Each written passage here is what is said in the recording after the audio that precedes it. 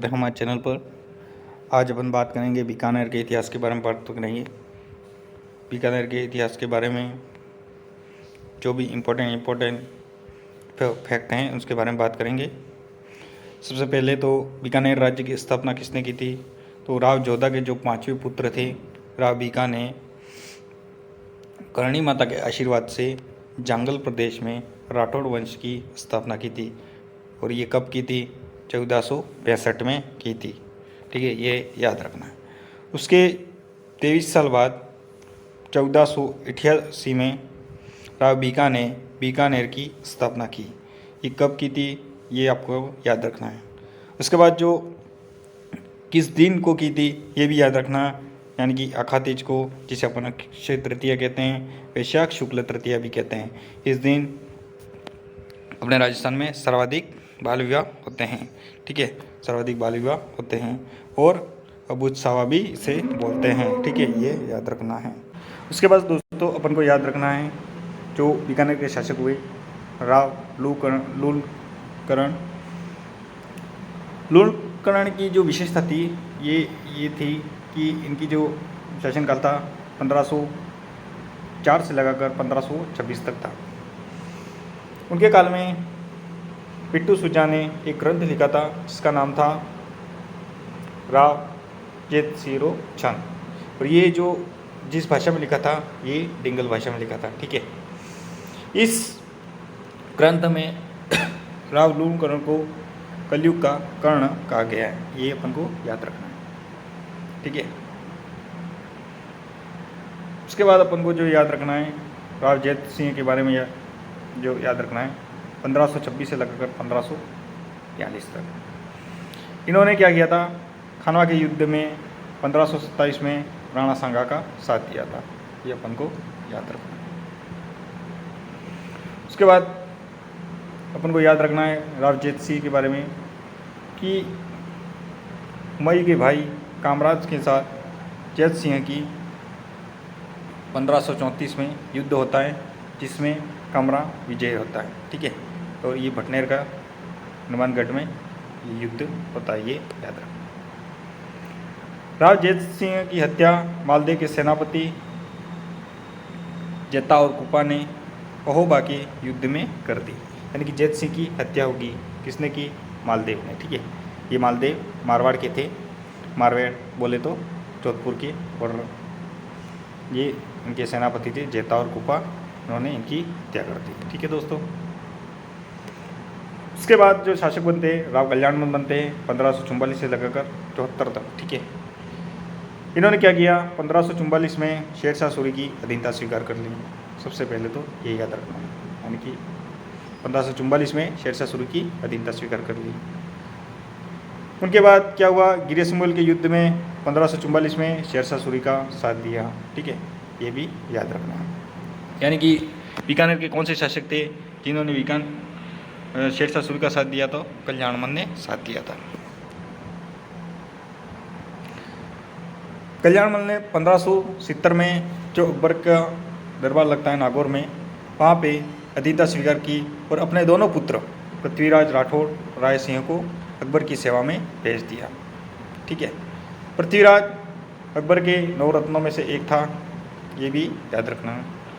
पृथ्वीराज राठौड़ जो थे ये झालावाड़ में गागरोड़ में बैठकर डिंगल भाषा में ग्रंथ लिखते थे। ठीक है, ये डिंगल और पिंगल भाषा की शैलियाँ हैं, जो कि मारवाड़ की साइड में जो भी शैली होती है उसको डिंगल बोलते हैं, और जो हाड़ौती की साइड में उसे पिंगल बोलते हैं। उन्होंने जो प्रसिद्ध ग्रंथ लिखा था ये अपन को याद रखना है, वैली किशन रुक्मणी विख्यात। ये अपन को याद रखना है। उसका जो प्रसिद्ध ग्रंथ था वैली किशन रुक्मणी विख्यात। इसमें क्या दिया हुआ है? इसमें 2 पात्र हैं, पातल और पीतल, ये याद रखना। पातल इसमें जो है ये महाराणा प्रताप हैं और पीतल पृथ्वीराज स्वयं है। ये भी क्वेश्चन इंपॉर्टेंट है, यानी कि इसमें पात्र कौन कौन से? पातल और पीतल। पातल महाराणा प्रताप को कहा गया और पीतल स्वयं पृथ्वीराज हैं।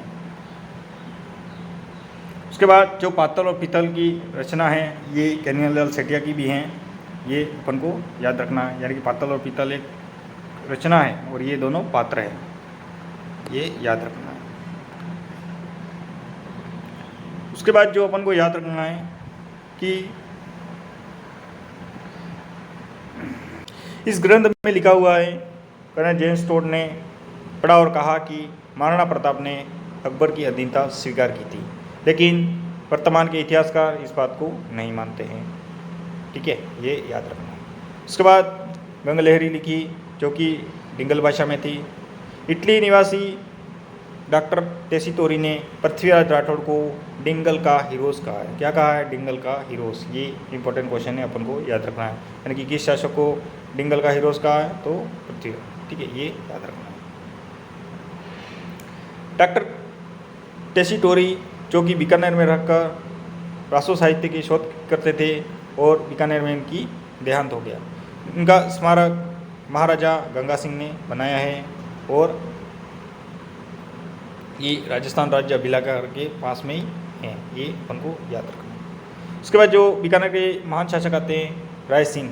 राय सिंह का जो शासनकाल था 1574 से लगाकर 1612 तक। इन्होंने 2 मुगलों के शासकों के समकालीन काम किया, अकबर और जहांगीर।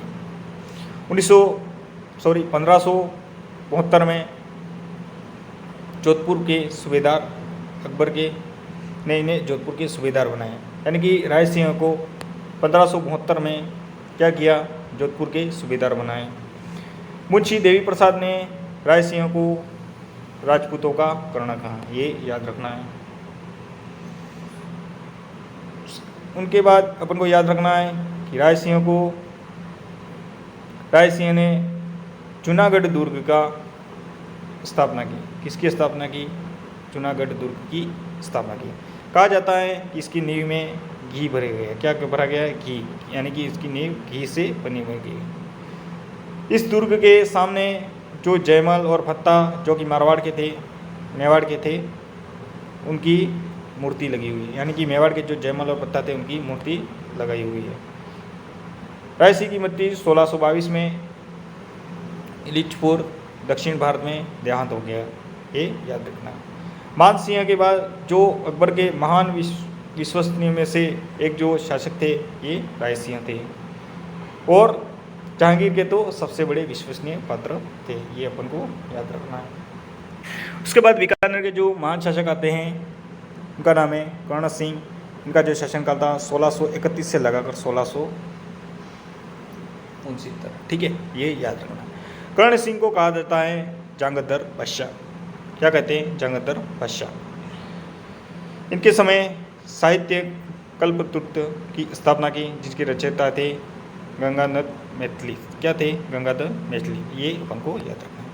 उनके समय क्या हुआ? बीकानेर के कर्ण सिंह और नागौर के अमर सिंह राठौड़ के बीच में मतीरे की राड़ हुई, जो कि 1644 में हुई थी। ठीक है, मतीरे अपन जो वर्तमान भाषा में तरबूज बोलते हैं, उसको लेकर उसके बेल के पत्ते दूसरे राज्य की सीमा में चले जाते, इसलिए राजस्थान में मतीरे की राड़ होती है, जो कि 1644 में हुई थी। ये याद रखना है। इन्होंने क्या किया?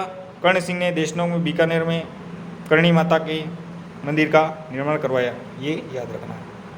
अनूप सिंह जो कि औरंगजेब के शासनकाल में थे, उन्हें महाराजा या भाटी भारती का पद दिया था औरंगजेब ने। ये याद रखना है।